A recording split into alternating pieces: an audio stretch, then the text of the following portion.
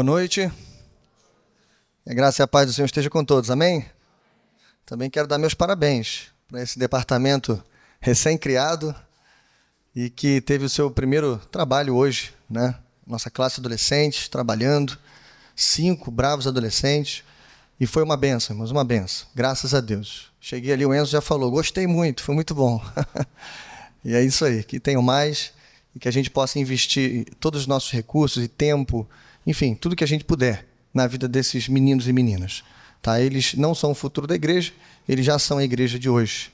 Que Deus abençoe eles e seus pais, suas famílias também. Tá bom? Deus abençoe também vocês, né, que trabalharam. Eu sei que não foi só a Milene e o Matias, tinha um grupo de irmãos aí bravos aí ajudando, trabalhando, fazendo comida, e foi uma benção. Deus abençoe a vida de vocês. Também queria aproveitar para dar as boas-vindas, embora por um breve tempo, né, Glaucia? Mas boas-vindas por esse período que você vai passar aqui, né? Chegou essa semana e a gente está muito grato e feliz a Deus pela tua vinda segura, né, tranquilo, esse tempo que você vai passar com a gente até o retorno, tá bom? Deus abençoe você. Em breve, Glaucia vai estar dando uma palavra aqui para a gente, atualizando a igreja.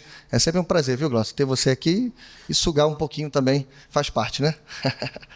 Para se preparar para trabalhar. Mas vamos lá. Bom, irmãos, seguindo a nossa série de mensagens, eu quero te convidar a abrir o texto, 1 Coríntios capítulo 3. A gente vai ler pelo menos os 3 primeiros versos e depois avançamos nesse texto. O título já está à frente dos irmãos, é um título duro, tenho que dizer, mas é como deve ser, é como o texto exige, advertências contra a carnalidade. É sobre isso que a gente vai pensar nesses minutos, tá bom? A gente lê inicialmente os 3 primeiros versos e depois avança. 1 Coríntios capítulo 3, verso 1. Amém ou misericórdia? Amém. Então o pessoal está bom. 1 Coríntios capítulo 3, verso 1, diz assim: Irmãos, não lhes pude falar como a espirituais, mas como a carnais, como a crianças em Cristo. Dei-lhes o leite e não o alimento sólido, pois vocês não estavam em condições de recebê-lo. De fato, vocês ainda não estão em condições, porque ainda são carnais. Porque visto que há inveja e divisão entre vocês, não estão sendo carnais e agindo como mundanos? Só até esse verso, vamos aproveitar para falar com Deus mais uma vez. Pai nosso que estás nos céus, bendito e exaltado é o teu nome, Senhor. Obrigado, Deus, por esse culto, por esse domingo abençoado, à tarde aqui com os adolescentes, amanhã também reunido com a tua igreja, escola bíblica dominical, enfim, Senhor, foi um banquete maravilhoso que termina, Senhor, ou que encerra o dia de hoje com mais uma porção da tua palavra.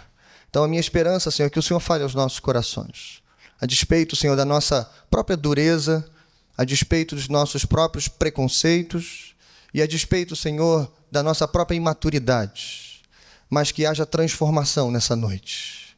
Que só haja uma voz aqui, que pastor Miguel seja anulado essa noite, mas que toda a glória seja dada ao Senhor. Fala, Senhor, pois queremos te ouvir nessa noite, em nome de Jesus. Amém.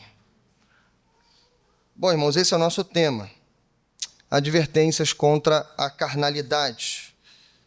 E eu começo com uma pergunta direta para a nossa reflexão. É possível um crente convertido ser um crente carnal?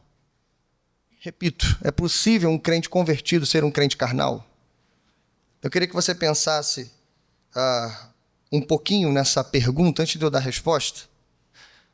Essa pergunta ela tem dividido um tanto a teologia, os teólogos, enfim, e há, né, boas respostas sobre essa questão. Mas eu quero lembrar o que a gente tem dito sobre a igreja de Corinto antes de você tomar sua decisão.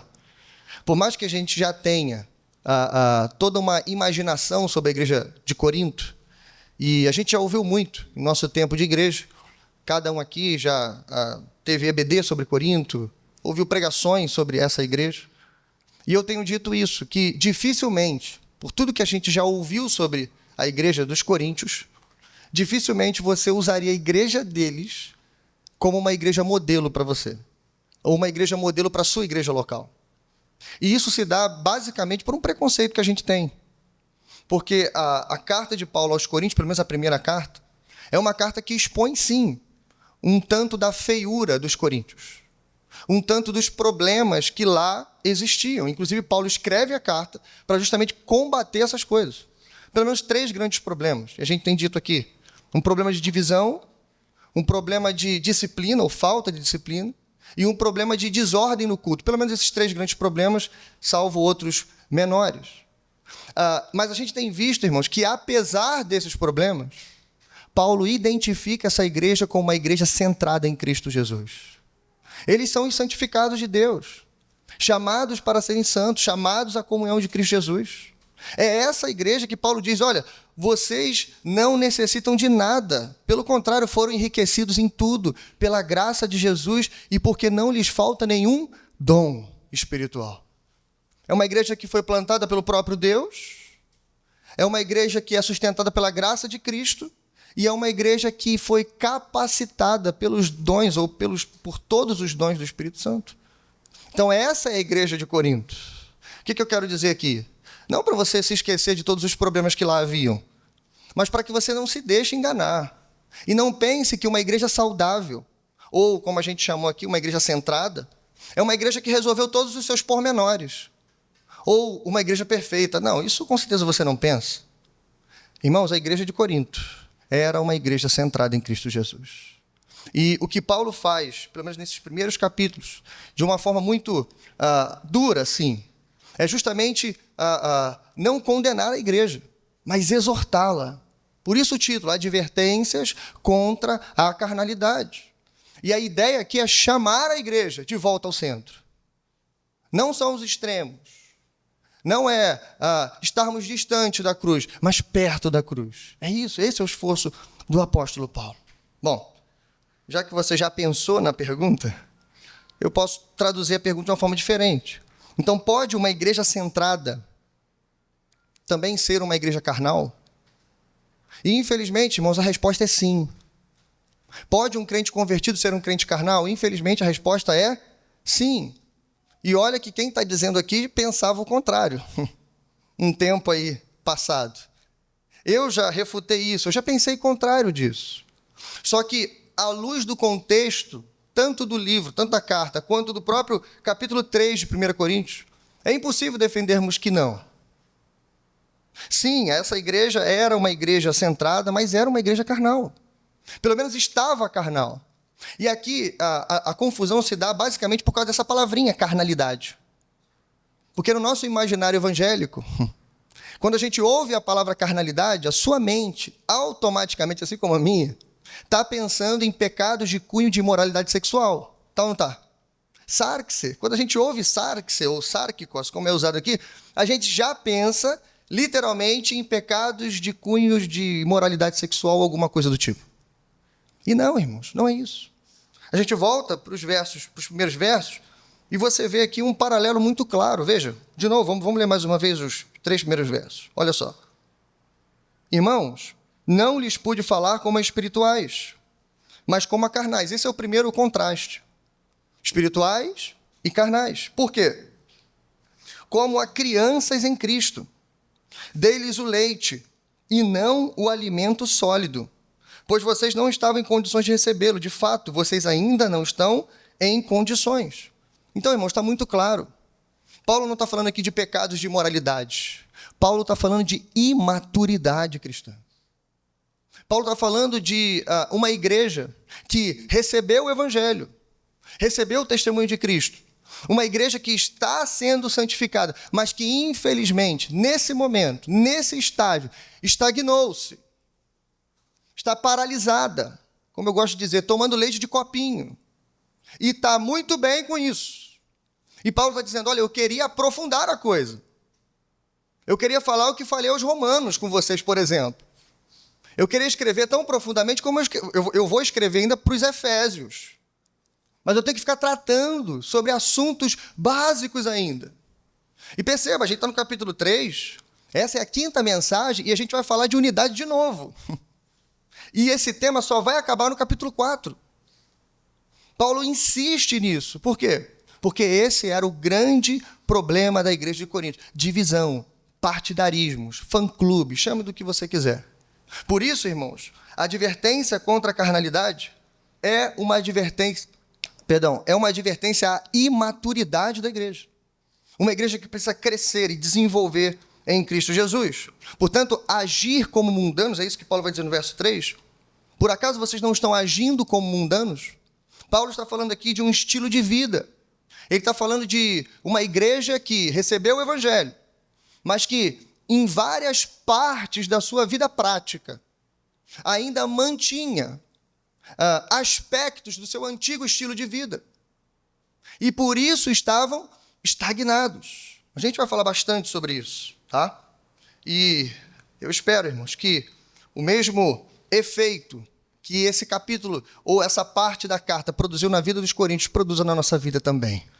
Eu espero que, se a gente estiver um pouco mais longe da centralidade da cruz de Cristo, ou talvez precisando dar passos largos em direção à cruz de Cristo, em direção à maturidade cristã, em direção ao crescimento espiritual, que isso também aconteça na nossa vida nessa noite. Essa é a minha esperança, esse é o meu desejo para a sua vida e para a minha vida. Então a gente vai ver aqui, irmãos, 3 partes dessa grande advertência, 3 exortações. Paulo vai direcionar o canhão para três grupos dentro da igreja, basicamente. E eu quero ver isso com você bem devagar. E aí, no final, a gente vai voltar a uma pergunta. Porque a resposta que a gente deu, então, é possível um crente convertido ser um crente carnal? Nos leva a uma segunda pergunta, que eu só vou voltar nela no final. E essa pergunta é, por que o crente carnal ou imaturo, a gente já viu que é a mesma coisa? Por que o crente imaturo, ele divide a igreja? Por quê? E por isso Paulo está tão preocupado e por isso a exortação é tão dura. A gente vai responder isso no final da mensagem. Então, me cobrem se eu esquecer, a gente vai voltar nesse assunto. Então, primeira exortação, o primeiro grupo. Paulo vai exigir ou exortar sobre a responsabilidade de quem cresce. Me acompanhe, vamos ler versos 4 ao 9.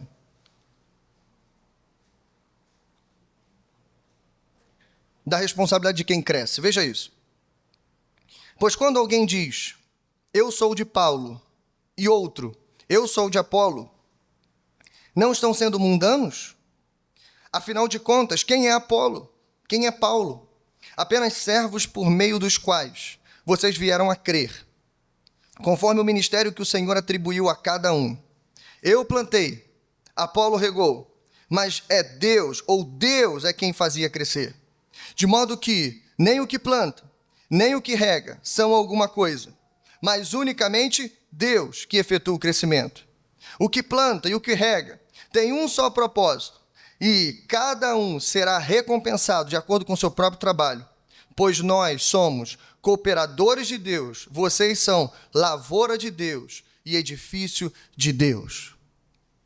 Paulo, mais uma vez, irmãos, está falando do grande problema dos coríntios, da divisão, basicamente aqui, do partidarismo que havia naquela igreja. Os grupos que foram montados. E Paulo aqui não cita todos os grupos, ele cita apenas 2. O grupo que levava o seu próprio nome, o grupo daqueles que se dizem de Paulo e o grupo daqueles que se dizem de Apolo. Isso talvez reforce a ideia de que esses eram os maiores grupos e talvez a pior divisão que havia dentro da igreja. Só que Paulo faz algo curioso aqui, logo de cara. Se a gente traduzisse literalmente o que a gente leu aqui, não seria alguma coisa como quem é Apolo ou quem é Paulo no verso 5. Seria o que é Apolo, o que é Paulo. Porque Paulo está usando aqui um pronome neutro, num substantivo próprio. O que Paulo quer fazer aqui, logo de cara, é tirar essa ideia de que nós somos especiais porque temos líderes especiais, porque tivemos pastores especiais. E só para você lembrar rapidinho, antes da gente tratar disso, mas como é que era montado esses partidos? Nós já vimos aqui, só repetindo. Eram 2 grandes problemas que havia, inclusive problemas que foram importados da sociedade coríntia. A gente tem acesso a isso. Esses problemas que haviam na igreja, irmãos, entendam isso, é importante lá para o final. Não foi inventado pela igreja coríntia. Não foi. Ele foi importado da sociedade. Isso era um padrão da sociedade coríntia. Como é que a sociedade era organizada? Ela era dividida por oradores ou filósofos. Cada um escolhia na praça pública, no seu areópago, enfim, nos seus centros de debate e discussão. Cada um escolhia um orador, um grande orador. E, a partir daquele momento, eu sou daquele time, daquele fã-clube. E eles eram incentivados a desafiar os outros grupos. Então, não era simplesmente eu sou de um grupo, você é do outro. Não, o meu grupo é melhor do que o seu. O meu grupo é maior do que o seu. O meu orador é mais influente que o seu. É muito mais eloquente do que o seu. Então, o problema que acontecia aqui era basicamente dois. Era, primeiro, um culto à performance. A gente olhava para aquele orador, no caso aqui a igreja, para os pastores. E pensava assim, não, esse é mais eloquente que o outro. Esse tem mais oratória do que o outro. Esse sabe mais. Então é ele que eu vou seguir. E o outro problema, irmãos, era a dívida de gratidão. Os coríntios tinham uma questão de dívida de gratidão muito forte. Se alguém fez uma benfeitoria com ele, ele era obrigado a servir, a seguir aquela pessoa. Isso tem uma verdade, isso tem algo de bom. Mas, infelizmente, eles levavam isso à última potência. E na igreja, como que eles pensavam? Não, esse pastor me batizou. Foi ele que me apresentou o evangelho. Entende? Por isso eu sou de Paulo, por isso eu sou de Apolo. Entende agora? E aí, irmãos, o que acontece aqui? Se no primeiro lugar a gente faz um culto à performance, aqui a gente faz um culto à personalidade. Esses eram os problemas. E aí, em terceiro lugar, o que a gente faz? A gente cria o fã-clube. Entende? Por isso a igreja estava dividida em partidos. Eu estou falando isso e desenhando de novo essa história para você entender que isso não é brincadeira. Isso, irmãos, colocava em risco a unidade da igreja, a sobrevivência futura da igreja. Se a igreja continua caminhando nessa direção, a igreja não duraria muito. Essa igreja com certeza seria e caminharia para o fracasso espiritual. Bom, mas o que Paulo está dizendo aqui em primeiro lugar, lembra? Usando um pronome neutro para substantivos próprios. Em primeiro lugar, ele está dizendo assim, rapaz, o que é Apolo? O que é Paulo? Se não, e a ideia é essa, né? Uma ferramenta na mão do Senhor. Se não um instrumento, e eu gosto de dizer que nós somos violinos desafinados na mão do maior espala do universo, que consegue pegar um instrumento defeituoso e tocar a melhor das melodias. O que somos nós, irmãos, se não ferramenta? É isso que Paulo começa dizendo. E ele prossegue, né? Dizendo, e entrando aqui na belíssima metáfora da lavoura, dizendo, olha, calma, nós somos agricultores, vocês são a lavoura de Deus. Então, olha por que não pode ter partido. Olha por que não pode ter culto à personalidade. Porque, por exemplo, eu plantei, Apolo regou. E aí ele segue com aquilo que você conhece. Mas antes, veja, Paulo não está dizendo, irmãos, que nem a plantação e nem o suporte depois da plantação, tudo que se faz, né, com aquela área plantada, é inútil. Não é isso que Paulo está falando. E entenda aqui, irmãos, perceba. Paulo não é contra a igreja honrar seus pastores, cuidar daqueles que são os seus líderes. Até porque ele vai escrever sobre isso em outro lugar. E aqui eu quero te ensinar algo importante. Cuidado para você não criar absolutos doutrinários sem ler a Escritura toda. Cuidado com isso. Por exemplo, se você lê a carta de Paulo aos Romanos, você entende que a justificação é somente pela fé. E isso pode, tá? Não é esse o objetivo de Paulo, mas isso pode gerar em você uma arrogância espiritual tão grande que você pense assim, então eu não preciso fazer mais nada. Então eu não vou evangelizar, eu não vou fazer missões, eu não vou fazer caridade, eu não vou ajudar ninguém, eu não vou trabalhar. Por quê? Se eu sou salvo unicamente e exclusivamente pela fé, as obras não valem de nada. De fato, um grupo de irmãos na igreja pensaram assim. Por isso surgiu a carta de Tiago. Entende? Só pensa assim hoje, né, depois da revelação pronta, quem não leu a Bíblia toda. Porque quando você lê Tiago, muito além de pensar que Tiago está contradizendo Paulo, não, ele está complementando. E ele está dizendo assim, olha, sim, a justificação é pela fé, mas veja, perceba bem, as obras têm o seu papel. Porque não adianta uma fé vazia, uma fé que não é operosa, uma fé que não se traduz em vida. Ela é morta.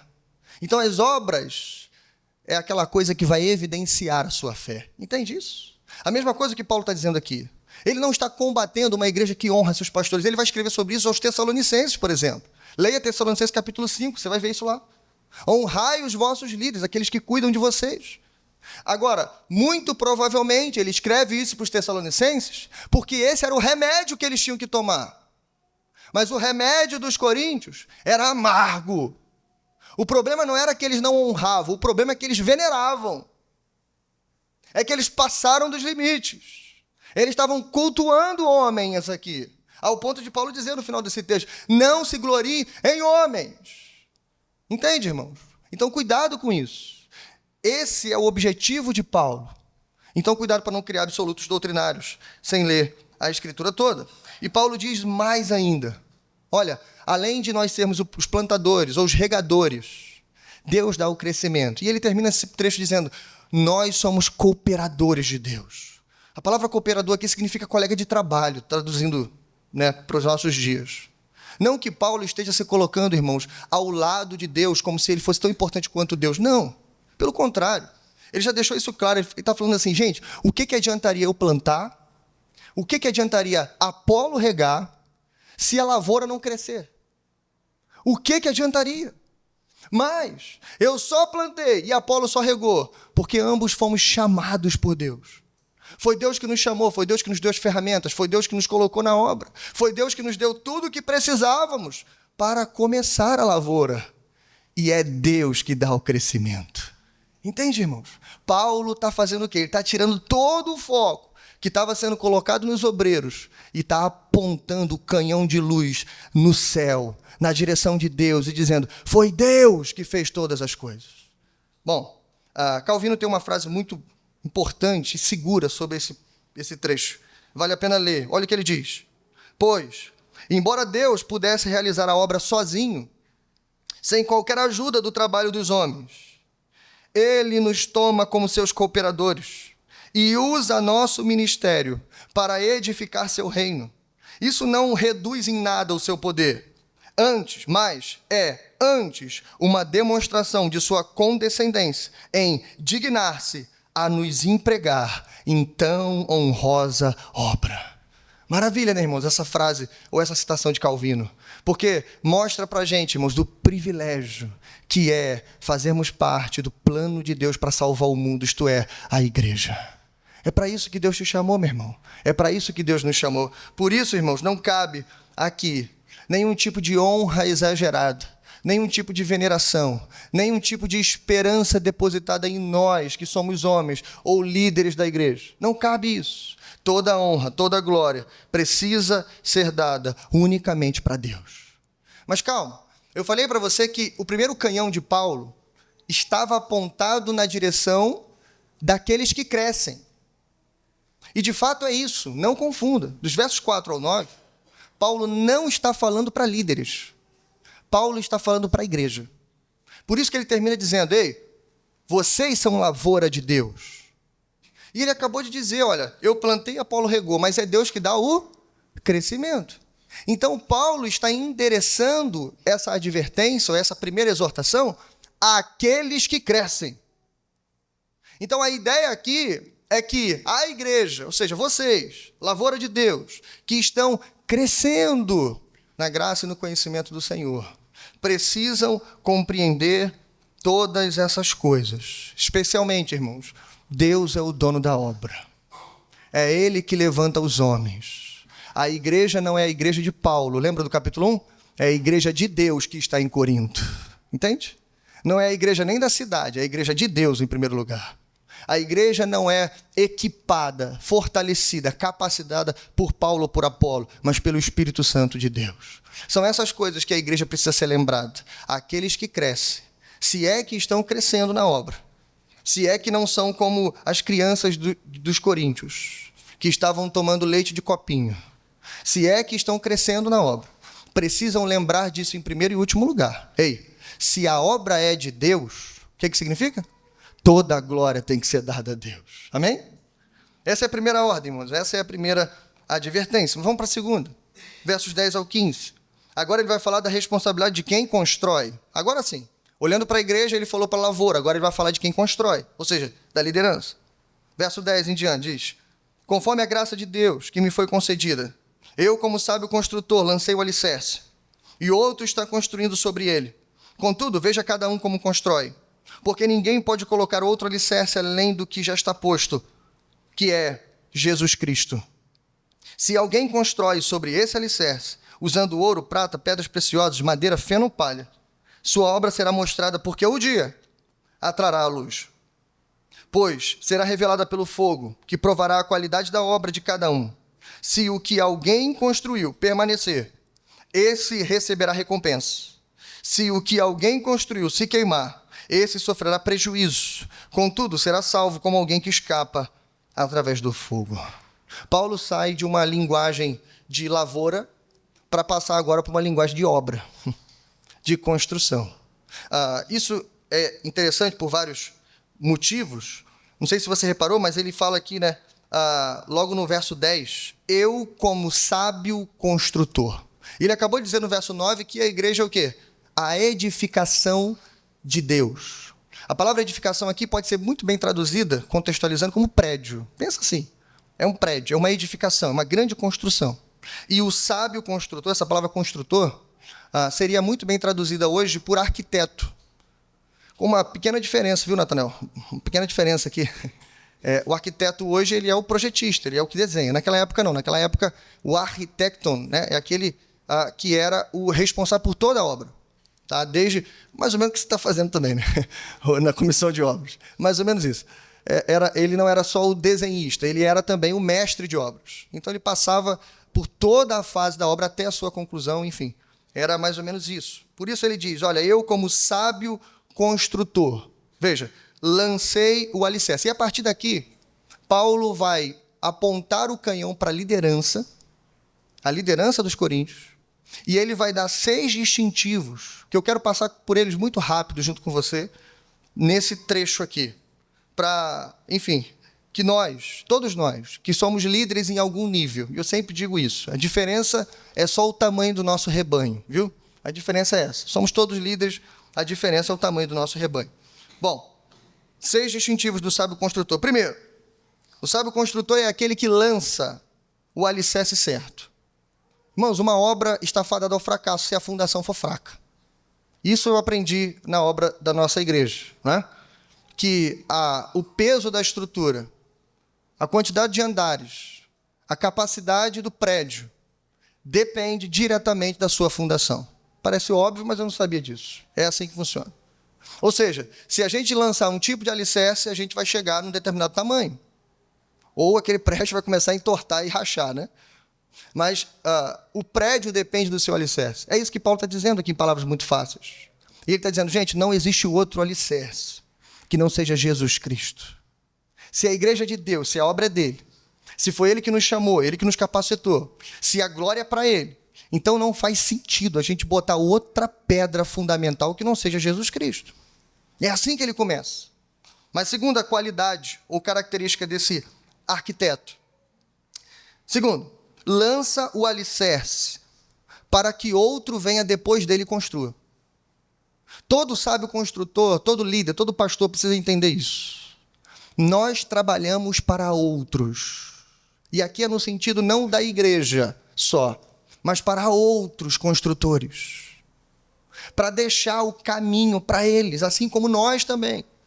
Pegamos um caminho pavimentado pelos outros que nos precederam. Irmãos, é arrogância demais achar que a história da igreja começou com a gente, ou que a igreja melhorou com a gente, ou que a igreja começou a crescer com a gente. Não, irmãos. Nós somos alguém que pegou um bonde andando. O bonde já estava lá. A gente chegou no meio da história. Caiu de paraquedas. Deus nos jogou lá. E agora Deus está nos usando. Para quê? Para a gente pavimentar mais ainda o caminho para aqueles que virão depois de nós. Isso é maravilhoso, irmãos. É isso que Paulo está ensinando. Terceiro. Irmãos, isso aqui é importante demais. A qualidade da obra depende da qualidade dos materiais. Se o peso ou a imponência do prédio depende da fundação, escute isso. A qualidade da obra depende da qualidade dos materiais. Isso eu já tinha aprendido nas receitas, né? Se você quer fazer um prato muito gostoso, delicioso, especial, o que você faz? Você compra os melhores materiais, não é isso? Você vai no mercado e escolhe aqueles materiais selecionados. Por quê? Você quer dar qualidade àquele bolo, àquele doce ou prato salgado. A mesma coisa funciona para a obra. Por isso Paulo vai citar esses 6 materiais: ouro, prata, pedras preciosas, madeira, feno e palha. Perceba que os 3 primeiros materiais comunicam materiais sólidos, materiais que são resistentes, inclusive a uma certa temperatura do fogo.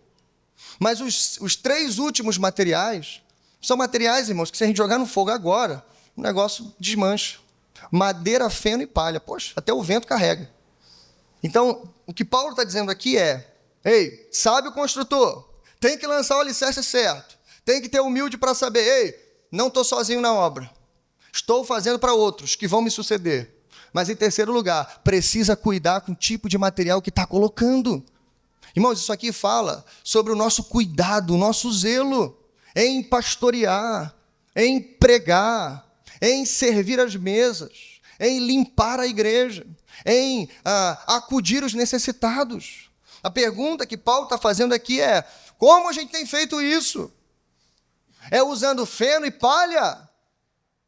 Ou é com pedras preciosas?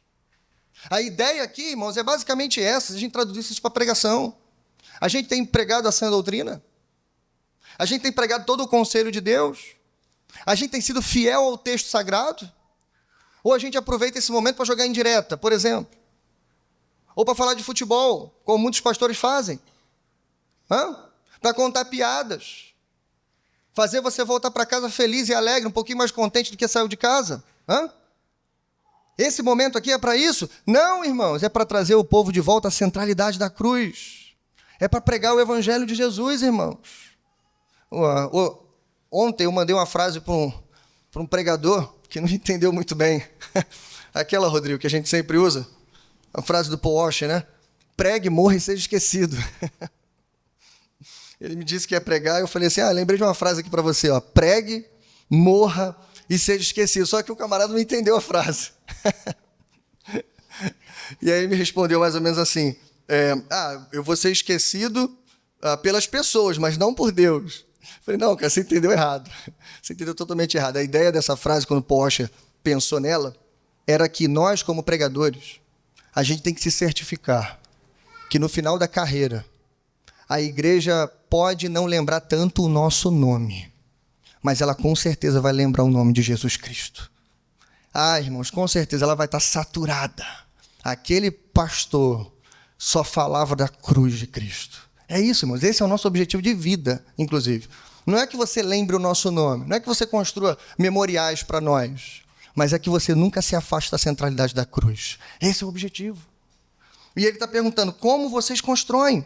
Isso depende dos seus materiais. Está colocando sã doutrina? Você está colocando verdadeiro evangelho? Ou coisas frívolas, debates infindáveis, coisas triviais? Enfim, mas veja, 4º lugar, sua responsabilidade será atestada no dia do juízo. Irmão, isso aqui é sério demais. Aqui tem um grande problema. Porque se a qualidade da obra depende da qualidade dos materiais, irmãos, aqui é um grande problema, um grande perigo para aqueles que estão trabalhando na construção da igreja. Escute isso, irmão. Porque o próprio apóstolo Paulo disse, sua obra será mostrada, porque o dia trará a luz. Dia com letra maiúscula. Paulo não está falando de outro lugar, senão o dia do julgamento. Pelo menos o dia do julgamento dos justos. Aquele julgamento que trará recompensas, galardões, que nós vamos nos apresentar diante do próprio Senhor Jesus. E Ele vai olhar para nossas mãos, os nossos talentos, o que a gente desenvolveu, o que a gente fez, e não só o que, mas como a gente fez. E a cena aqui é basicamente essa. Cuidado para você não interpretar errado, os católicos interpretam fogo aqui como purgatório, viu? Isso não faz sentido com o contexto. O contexto aqui não fala de salvação, a gente já provou isso desde o primeiro versículo. Carnalidade aqui não é pecado de imoralidade, carnalidade aqui é imaturidade. Então, o contraste aqui entre crentes espirituais e carnais não é entre crentes e ímpios, é entre crentes imaturos e crentes maduros. O que ele está dizendo é, todos vão chegar lá, só que diante do tribunal de Cristo, o tribunal das recompensas, alguns receberão galardões, porque construíram com pedras preciosas, não só trabalharam no reino, mas cuidaram, zelaram, tiveram zelo, cuidado com aquilo que fizeram. Outros não, irmãos. Outros trabalharam, mas muitas vezes serviram de pedra de tropeço para o povo de Deus. Nem por isso eles perderam a salvação. Estarão lá, mas infelizmente, irmãos, estarão no final da fila das recompensas. Aqui faço uma pausa. Há algo que... Essa água já não dá mais para beber. A mosca pousou.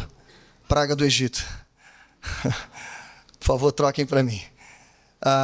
Aqui há um grande problema. Porque quando a gente fala de recompensa... Obrigado, pastor. Quando a gente fala de recompensa, eu sempre ouço essa frase. Que, claro, eu entendo ela em alguma medida. Veja se você nunca pensou assim. Pastor, pedrinha na coroa? Enfeites na cabeça? Roupas melhores? Não sei como é que vai ser os galardões. A gente está imaginando aqui. Pedras brancas nas mãos?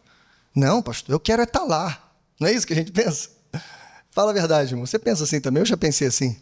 Pastor, eu quero estar lá, na última fila, com o pano rasgado, com a viola quebrada debaixo do braço. Eu quero estar lá. E se eu já estiver lá, está muito bom. Irmãos, de fato, há verdade nessa frase. E é claro que é muito bom estar lá, sem recompensa nenhuma, do que você estar em outro lugar, especialmente no inferno. É óbvio que é melhor. Mas cuidado para você não menosprezar o plano de Deus. O que a gente está falando aqui, irmãos, é de uma dezena de textos do Novo e do Antigo Testamento que prometem esse dia, um dia de galardão. E você pensa mal quando você pensa só em você. E é muito provável que naquele dia, já com os corpinhos glorificados, você não esteja pensando em você. Porque esse pensamento é um pensamento egoísta. Naquele momento, você receberá a mente de Cristo. Escute o que eu vou dizer. Você vai sofrer por isso. Porque na hora que o Rei dos Reis estiver na sua frente, ele não só vai querer saber o que você fez, mas como você fez. Entende isso, irmãos? É esse momento. Ou seja, a recompensa que você vai ganhar também vai glorificar Cristo Jesus. É assim que você deve pensar. O dia do galardão é o dia que vai trazer mais glória para Cristo, mais glória para o Rei dos Reis. Então, quando você pensa, não quero ganhar nada, eu quero só estar no céu, ei, cuidado, você está pensando em você. Bom, mas Paulo prossegue, irmãos. A quinta referência é: a obra que resiste ao teste do tempo revela um bom arquiteto, e por isso ele receberá a sua recompensa. Completando tudo que a gente disse, o teste final, digamos aqui, né, o CREA celestial, que vai fiscalizar tudo aquilo que fizemos na construção da igreja, na obra terrena. Irmãos, esse teste de qualidade não terá falhas, não terá erros, não terá nenhuma sombra de dúvidas. Vai nos colocar à prova. E o teste de qualidade é: será que a obra permaneceu? Será que a obra deu frutos? Ou será que ela foi destruída, levada pelo vento? Mas, sexto lugar, a obra que perece com o tempo será queimada e ela vai revelar um péssimo construtor. Bom, ficou evidente, irmãos, que Paulo está apontando o canhão para os líderes. Ele falou da igreja como lavoura, mas ele falou agora dos líderes, pastores, presbíteros de Coríntios, de talvez 5, 6 comunidades que haviam naquela cidade e que estavam liderando o rebanho do Senhor. Mas, como eu disse, irmãos, essa palavra também vale para todos nós que estamos liderando na igreja. Veja a nossa responsabilidade. Veja aquilo que Deus confiou nas nossas mãos. Irmãos, quanto maior o rebanho, sim, maior a responsabilidade. Mas pense nisso. Em cada palavra que você ouviu, não basta fazer. Nós precisamos cuidar de como estamos fazendo. Porque naquele dia, irmãos, tudo será revelado. E cada recompensa que você receber vai se traduzir em glória para aquele que está sentado no trono. Mas em terceiro lugar, para a gente seguir, da responsabilidade de quem é lugar santo. Final do texto, o texto termina assim, versos 16 até o final. Vocês não sabem que são santuário de Deus? E que o Espírito de Deus habita em vocês? Se alguém destruir o santuário de Deus, Deus o destruirá. Pois o santuário de Deus, que são vocês, é sagrado. Não se enganem. Se algum de vocês pensa que é sábio segundo os padrões desta era, deve tornar-se louco. para que se torne sábio. Porque a sabedoria deste mundo é loucura aos olhos de Deus. Pois está escrito, ele apanha os sábios na astúcia deles. E também, o Senhor conhece os pensamentos dos sábios e sabe como são fúteis. Portanto, ninguém se glorie em homens, porque todas as coisas são de vocês, seja Paulo, Apolo, Pedro, mundo, vida, morte, presente ou futuro, tudo é de vocês. E vocês são de Cristo, e Cristo de Deus. Maravilha, né, irmãos? Então, preste atenção aqui. Paulo falou primeiro para a igreja, a lavoura de Deus. Em segundo lugar, Paulo falou para os construtores da igreja, os arquitetos da igreja. Aqueles que estão na responsabilidade dessa grande obra, que Deus, no seu plano, resolveu compartilhar conosco. Mas agora é como se Paulo olhasse para toda a igreja. Quando Paulo usa essa expressão, santuário de Deus, ele não está falando mais só com a lavoura. E ele não está falando só com os construtores, ele está falando com todos agora. Ele falou de um grupo, falou do segundo, agora ele junta todo mundo no mesmo balaio. Não é isso? Coloca todos nós no mesmo lugar. E agora ele vai falar para a gente. Deixa eu só explicar rapidinho o que significa santuário de Deus. A gente entendeu mal isso aqui. Paulo não usa a palavra grega para templo aqui. Algumas versões traduzem isso como templo. Santuário, você pensa em quê? Em templo, não é isso? Não é hieros, em grego, que significa templo. Paulo usou naos, que em todos os lugares significa lugar santo. Ou aquele lugar que você sabe muito bem, seja tabernáculo ou templo. Você lembra? Um lugar especial, que era vedado a entrada de qualquer tipo de pessoa, com exceção do sumo sacerdote. Que ele entrava com as pernas tremendo lá dentro. Lembra desse lugar? O lugar para além do véu. O lugar inacessível para o povo, para nós. O lugar onde ficava a Arca da Aliança. O lugar santo, santíssimo. Irmãos, não sei se você está entendendo. Paulo está apontando o dedo para a igreja, para vocês, para mim, para todos nós. E está dizendo assim, nós somos o lugar santo. E o motivo está justamente no verso 16. Por que então que vocês são o lugar santo? Porque o Espírito de Deus habita em vocês. Se o Santo dos Santos era especial porque a Arca da Aliança estava lá dentro, você é especial porque o Espírito de Deus está dentro de você. Isso não é palavra retórica, irmão, isso aqui é lógica. Ou poderia o Espírito Santo de Deus habitar num lugar impuro? Poderia o Espírito Santo de Deus habitar num lugar bagunçado? Não. Ele habita nos lugares santos. É isso que Paulo está dizendo. E é exatamente isso que eu estou fazendo mesmo, criando temor em você. É isso. E Paulo dá 3 advertências aqui para todos aqueles que foram chamados para ser lugar santo. Não sei se você reparou, há 3 imperativos nesses versos. O primeiro deles é, escute, quem destrói, verso 17, será destruído. Ele diz, olha, se alguém destruir esse lugar santo, que é habitado pelo Espírito, que é protegido por ele, o que vai acontecer? Lógica simples, será destruído. E aqui Paulo está falando de quê? De nós. Essa primeira advertência vai diretamente para esses, talvez poucas pessoas, esses grupos, dentro desses grupos maiores, que estavam promovendo essa divisão. Talvez era o pessoal que estava colocando a pilha ali, né, dizendo, não, a gente tem que ser como lá fora. Né? Eu sou de Apolo, você é de Paulo. Meu grupo é melhor, o seu é pior. Não era a igreja toda. Era um grupo dentro de um grupo. E agora Paulo está apontando, né, e mirando nessas pessoas. E dizendo, ei, cuidado. Porque vocês não estão dividindo o fã-clube da esquina. A gente não está falando de futebol agora. A gente não está falando de política agora. A gente está falando do lugar sagrado. É o santuário de Deus. É Deus que habita nessas pessoas. Veja, irmãos, que seriedade. E é como se ele dissesse para essas outras que estavam causando a divisão, e vocês estão destruindo isso. Tem gente desanimando por sua causa. Tem gente indo embora da igreja por sua causa. Você já teve a experiência de conversar com um crente desviado? Já teve? Com certeza, né? nós já somos uma sociedade de pessoas desviadas, né? Ou a pessoa frequenta a igreja ou a pessoa não frequenta. Quase todos são cristãos, católicos ou evangélicos. É isso que diz as pesquisas, né? Você conversa com essas pessoas, sempre tem um nome que elas citam. Sempre tem. E ela fala, não, eu parei de ir para a igreja porque lá tinha um sujeito extremamente ignorante, me tratou mal, fez isso comigo, ou um pastor que abusou de mim por alguma razão, usou sua autoridade de forma maléfica, e por aí vai. Sempre tem um nome por trás de um desviado. A minha oração, irmãos, é para que nunca seja o meu. Essa é a minha oração, porque isso aqui é sério demais.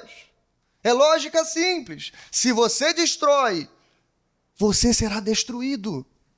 É ameaça mesmo, é advertência. Mas a segunda, versos 18 em diante. Não se engane. É isso que ele diz no início do verso 18. É o segundo imperativo. Ei, não se enganem. Aí você pergunta, se enganar com o quê? E aqui, irmãos, traduzindo literalmente, ele está falando de auto-engano mesmo. No grego está traduzido assim, não se enganem a si mesmos. Está reforçado, né? Porque a ideia é, primeiro, não se enganem, porque os coríntios valorizavam muito a sabedoria humana. Como eu falei para vocês, eles se consideravam a segunda capital intelectual do Império Romano. Eles se chamavam de os atenienses da além do mar. Era assim que eles se consideravam. Eles gostavam disso. Alguns oradores dizem que os coríntios gostavam do som das palavras. Eles gostavam de debates longos, de conversar, discutir esses assuntos controversos. Eles gostavam desse tipo de coisa. E como eu falei para você, Paulo em nenhum momento está combatendo a pesquisa intelectual, a sabedoria verdadeira. Paulo nunca está combatendo isso. Até porque tem um teólogo que mostra isso. Tem um sujeito que fez uma obra mostrando todas as figuras que Paulo usa em 1 Coríntios. E ele fala assim, como é que Paulo está combatendo a intelectualidade se ele usa figuras poderosas, como a gente já viu aqui, lavoura de Deus, edifício de Deus e outras figuras mais. Paulo exalta isso, Paulo está usando isso, todos esses recursos. O ponto é, eu não posso confiar nisso demasiadamente. Eu não posso depositar todas as minhas fichas nisso aqui. Porque não é sobre isso, mas é sobre o poder de Deus. Esse é o ponto. Bom, não se engane. Por quê? Porque a loucura desse mundo, ou seja, agir de acordo com os padrões dessa era, causa estrago, te leva para o auto-engano. E citando a Escritura 2 vezes, Paulo diz, ei, no final vai ser revelado a astúcia deles. No final, toda essa sabedoria, ou aquilo que se diz que é sabedoria, será traduzido em futilidade, ou seja, coisas vãs. Então, corra disso, fuja disso. A gente vai voltar nesse ponto. Mas terceiro imperativo, para a gente fechar o texto, não se glorie em homens. Esse é o terceiro imperativo. E é o que a gente tem visto desde o capítulo 1. Inclusive, Paulo termina o primeiro capítulo também falando sobre vanglória. Só que com uma diferença. Lá no final do primeiro capítulo, depois você lê, você vai ver. Paulo combate a sua autoglorificação. Ele vai dizer para a igreja que eles não podiam se gloriar diante do Senhor. E ele vai dizer lá, né? Porque, pessoal, quando vocês foram chamados, vocês não eram alguém importante. Então, por que vocês estão seguindo pessoas importantes e dizendo que por causa disso vocês são importantes? Vocês não podem se gloriar, não podem contar vantagem. O argumento de Paulo é irrefutável. Só que aqui não é a autoglorificação, é a glorificação de outros. É o culto ao homem. É o culto ao líder. É o culto ao nome. Enquanto Deus, que faz toda a obra, do início ao fim, Ele que é o sustentador e mantenedor da obra, está sendo esquecido. E eles estão hipervalorizando esses homens e esses nomes. Bom, é digno de nota, irmãos, mais uma vez, Paulo está chamando a igreja de santos. A gente tem que lembrar disso.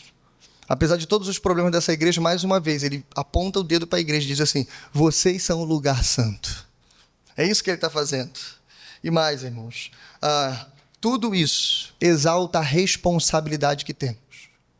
Tanto nós, enquanto lugar santo, de nos separarmos, nos santificarmos, de cuidarmos, para não sermos tão sábios, de acordo com os padrões dessa era. E Deus é muito claro aqui através de Paulo, dizendo que, ei, de acordo com os padrões dessa era, é melhor você se fazer louco. Porque se a sabedoria desse mundo é loucura para Deus, então é melhor você se tornar louco para os olhos do mundo. É isso que ele está dizendo. Ou seja, ei, não busque ser aclamado pelo mundo. Não busque receber prêmio Nobel, por exemplo. Não busque os grandes tapetes vermelhos do mundo. É claro que os cristãos ganharam isso ao longo da história. É claro que alguns cristãos chegaram lá, boas pessoas. Mas não é isso que nós buscamos. Nós não buscamos o reconhecimento humano. Porque, via de regra, o reconhecimento humano se baseia em padrões mundanos. Padrões que exaltam isso que a gente está combatendo. Carnalidade, divisão, partidarismo, fã-clubes e toda sorte de autodestruição. Bom, é isso, irmãos, é isso que nós precisamos guardar. Você tem a consciência de que não precisa correr, não precisa venerar, não precisa hipervalorizar ninguém. Você tem a consciência de que Deus fez todas as coisas. Amém? Vamos concluir então? Para encerrar, eu quero voltar àquela pergunta que prometi para você. Muito rápido, não tão rápido, 10 minutinhos só. Mas creio que é muito importante. Então, se o crente convertido pode ser um crente carnal, a última pergunta é: por que o crente carnal dá tanto trabalho na igreja? E não só de dar trabalho, por que é tão perigoso? Por que Paulo está combatendo isso com tanta força, com tanta direção? Duas respostas, irmãos. A primeira, muito simples. Primeiro, porque todo crente carnal se acha espiritual. Ou você pode traduzir essa resposta levando para a maturidade. Ou seja, todo crente imaturo, via de regra, ele se considera maduro. Lembra da linguagem de Paulo em Romanos 14? Forte e fraco, lembra? Quem é o fraco? Senão alguém que se acha forte. Né? E despreza os outros na igreja. E faz aquilo que bem entender. Né? E quem é o forte, senão aquele que carrega o fardo do seu irmão? Que deixa de fazer, inclusive, aquilo que é permitido, por amor àqueles que são de Deus, àqueles que são lugares santos. Entende? E aí, irmãos, esse é o perigo, esse é o grande problema. Que, via de regra, quem é imaturo geralmente se considera alguma coisa. Senão, não haveria estagnação. Preste atenção, isso aqui é lógica. Por que o imaturo, a criança espiritual, sempre acha que já tem maioridade suficiente? Aqui é como não uma criança, mas pense num adolescente que está doido para sair da casa dos pais, doido para ter sua autonomia. E aí fala: pai, eu estou doido para morar sozinho. Aí você faz aquela pergunta assim: tá bom, filho, você já faz estágio, né? Faço. Você ganha seu dinheirinho? Ganho. Dá para pagar um aluguel? Não. Dá para fazer compras? Também não. O que você vai fazer então? Vou ligar para o senhor, pai. Né? Pai, me ajuda aqui. Não, não. Infelizmente, irmãos, atropelar essa coisa e pensar assim é o pensamento que te leva à estagnação espiritual. Infelizmente, isso acontece no nosso meio. Então, também não estou falando isso, escute isso aqui, para você começar a olhar para o lado e virar um caçador de crentes carnais, caçador de crentes imaturos. Não é isso que eu estou incentivando aqui. Eu estou incentivando para você olhar para a sua própria vida. E aqui vai uma dica, um conselho do seu pastor, espero que amado pastor, para o seu coração. Sabe como é que a gente sai desse problema aqui? Não é batendo no peito e dizendo: não, eu sou maduro. Eu já aprendi tudo que eu tinha que aprender. Já tenho 30 e tantos anos de igreja. Já servi, já tenho tanto tempo de pastor. Não, a ideia aqui não é essa. A ideia é nós pensarmos da seguinte maneira: ah, Senhor, há tanta coisa que eu ainda preciso crescer.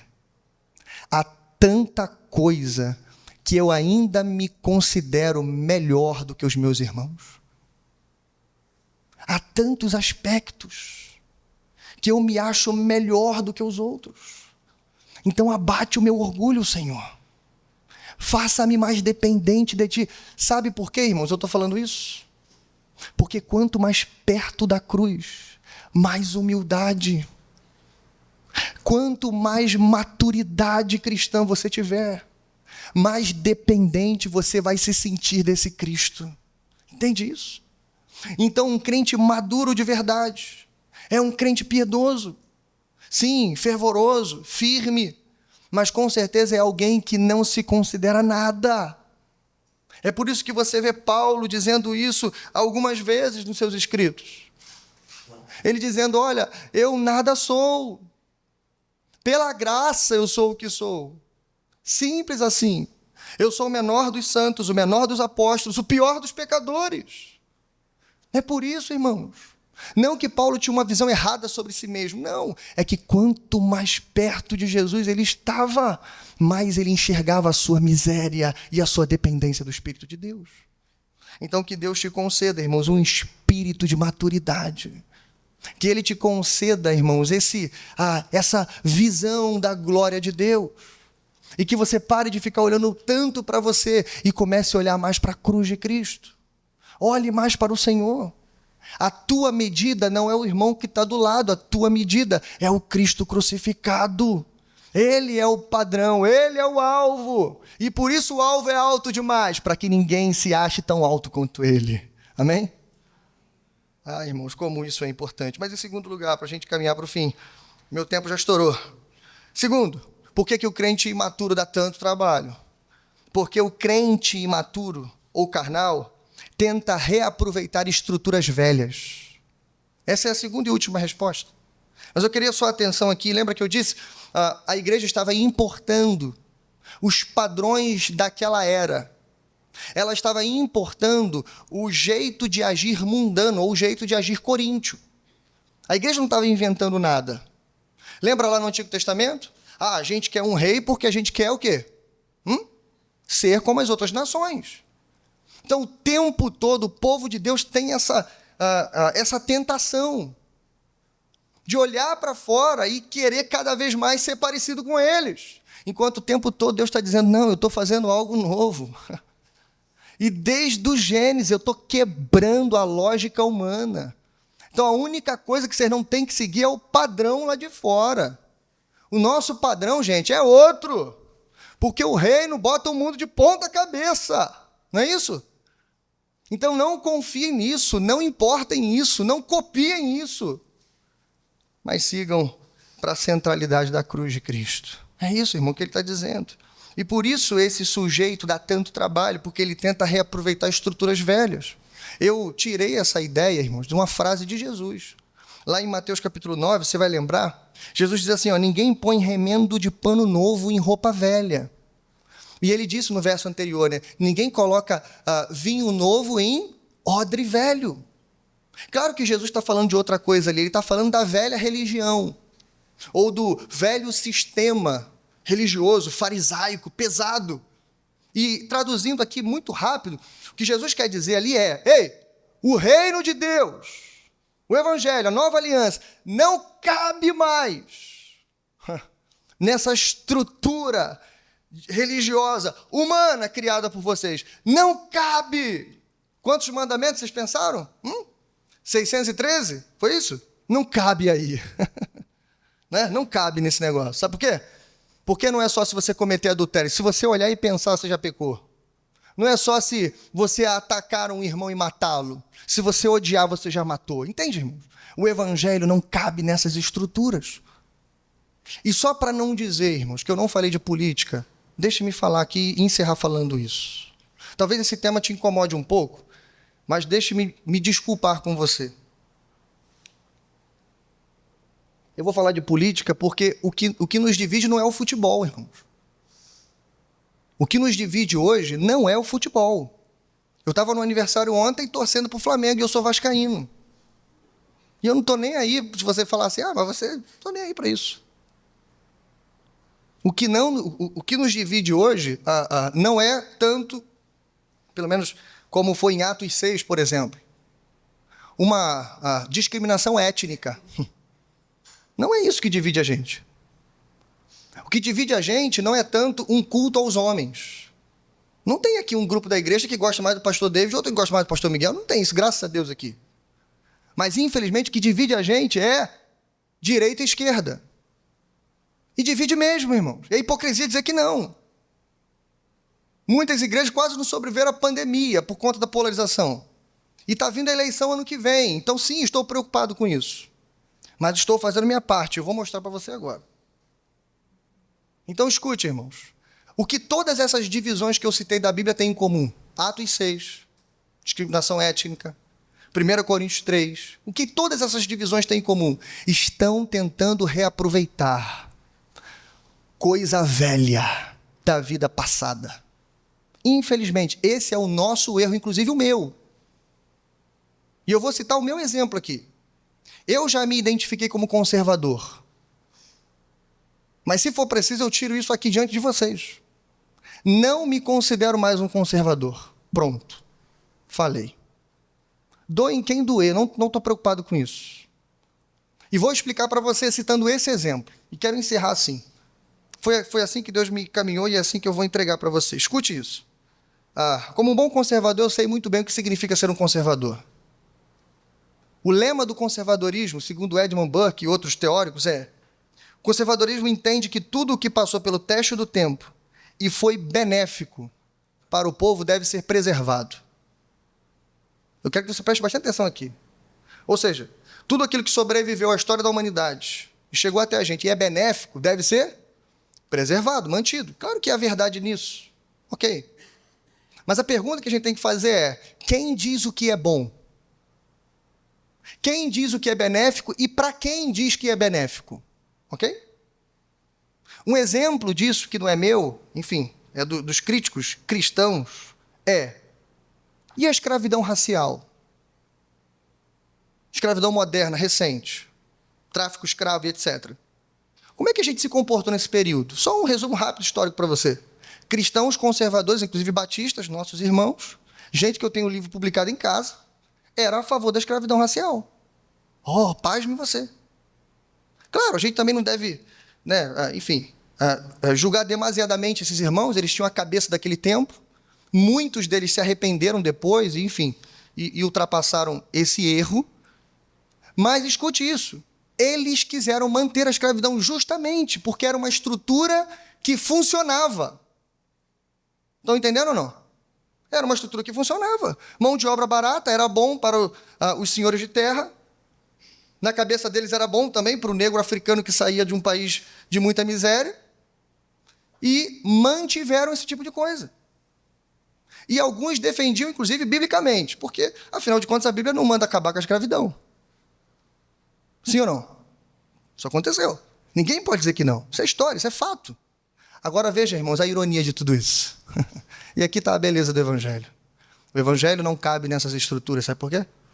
Porque o fim do tráfico escravo, negreiro, inclusive a abolição da escravatura e muito depois a segregação racial, se deu por conta de cristãos valorosos. Amém, irmãos? Isso é maravilhoso. William Wilberforce, na Inglaterra. Frederick Douglass, nas 13 colônias. Se você não conhece esses nomes, pesquise depois. William Wilberforce era um puritano do parlamento inglês, que ele foi responsável por levar a coroa a acabar com o tráfico escravo. Eles se transformaram em fiscais do tráfico escravo. Mas a escravidão não acabou. Foi preciso ter uma guerra nos Estados Unidos, norte contra sul. Sabe quem era o conselheiro pessoal de Abraham Lincoln? Sabe quem? Um ex-escravo metodista chamado Frederick Douglass. Pesquisa esse homem. E você vai ver um dos homens mais piedosos da história recente, que pregava e ensinava para Abraham Lincoln e outros por que a escravidão era um mal. Ele dizia que a escravidão era um insulto ao Criador, porque afinal fomos todos criados à imagem e semelhança de Deus. Essa frase não sai da minha cabeça. Há um outro também que eu gosto muito, que é o Lemuel Haynes, que foi, na história recente, o primeiro pastor negro, escute isso, congregacional. Isso é importante por quê? Os congregacionais são mais antigos que a gente, não sei se você sabe, né? Congregacional é mais antigo que o batista. Ou seja, a gente está falando de uma denominação histórica. Então, o fato dele ser levado ao ministério pastoral, irmão, isso mostra um avanço tremendo. E ele foi um grande nome do combate a esse tipo de prática. Sem falar do pastor Martin Luther King Jr. pela luta contra a segregação. Enfim, o que tudo isso comunica para a gente? Que existe uma estrutura de pensamento, conservadorismo. E essa estrutura, pelo menos nesse exemplo, não foi boa. Errou. Mas Deus levantou outros irmãos que, nesse momento, não estavam tão interessados em manter estruturas, mas estavam interessados em serem fiéis ao Evangelho de Jesus. Estão entendendo isso? E aí o que eles fizeram? Eles falaram assim, para o inferno essa estrutura. Foi isso que eles falaram. Desculpa a expressão. Foi isso que eles pensaram. Eu quero é ser fiel à cruz de Cristo. Estão entendendo? Então, irmãos, o Evangelho não cabe dentro do seu conservadorismo. O Evangelho não cabe dentro do seu socialismo. O Evangelho não cabe dentro dessas estruturas velhas e podres que nós vamos inventando e criando. Não cabe. E aqui vai o último conselho do seu velho pastor. Está parecendo que esse é meu último sermão. Mas escute bem. Eu não estou falando, presta atenção, para você abandonar tudo que você leu, tudo que você estudou. Não é isso que eu estou falando. Eu estou falando para você ser um bom cristão, um bom profeta. Observar tudo e reter o que é bom. Você tem que ter condição para fazer isso. Agora, você só não pode se dividir em partidos. Você não pode fazer isso. Você não pode se identificar com essas coisas, porque essas coisas não podem caber você. Entende? Ei, você é lugar santo, habitação do Espírito Santo. Entende? Por melhor, e existem coisas boas em cada uma dessas visões de mundo. Então a gente vai observar tudo e reter o que é bom, mas veja como é que é diferente, presta atenção. Antes, eu era, por exemplo, de esquerda, um exemplo. E eu pegava o Evangelho e encaixava aqui dentro. Entende? E aí o Evangelho aqui dentro, ele corre o risco de se perder e de se misturar. Você já percebeu que todo mundo ama Jesus Cristo? Sim ou não? Hã? Do esquerdista, do centro, até o cara de direita. Todos amam Jesus Cristo. Jesus Cristo é tanto, não sei, o grande profeta quanto o revolucionário que morreu pelo Império Romano. Jesus Cristo é tudo isso. Jesus Cristo vai se encaixar em qualquer coisa que você quiser. Sabe por quê? Porque Jesus Cristo está se perdendo dentro da sua estrutura. E essa estrutura, meu irmão, segue os padrões mundanos. A regra desta era. A sabedoria que Deus está chamando de loucura. Então eu te convido a fazer o contrário. Ei, tira tudo que está no seu coração. Deixe-se encher pelo Evangelho de Jesus. Deixe que agora a estrutura não seja mais o pensamento do mundo, mas seja o próprio Evangelho. E agora a gente vai fazer o quê? A gente vai pegar aquilo que é bom dessas outras estruturas e vamos sim aproveitá-las. Mas veja como é diferente. Não é o Evangelho que desaparece dentro dessa estrutura. São esses pensamentos que desaparecem dentro do Evangelho. Entende? Deixe que esses pensamentos sejam absorvidos pelo Evangelho. De forma que, irmãos, seremos livres, soltos dessas amarras. Não haverá mais discussões intermináveis, brigas, xingamentos públicos, seja na internet, seja pessoalmente. E eu estou falando isso para todos. E eu comecei fazendo o meu exercício. Ei, eu não sou mais conservador. Eu sou cristão e isso me basta. Amém, irmãos? Poderia ficar aqui até amanhã falando disso, mas eu creio que você entendeu o recado de Deus para a sua vida. Que Deus coloque essa palavra no seu coração. Com muita humildade, irmãos. Eu falo como alguém que precisa aprender muito. E sendo sincero para você, a maioria dessas coisas eu aprendi nesse lugar. Eu aprendi dentro da igreja. Foi Juscelino que me ensinou a ser mais cristão, mais fiel a Deus e estar mais perto da cruz. Amém? Curve sua cabeça, vamos orar.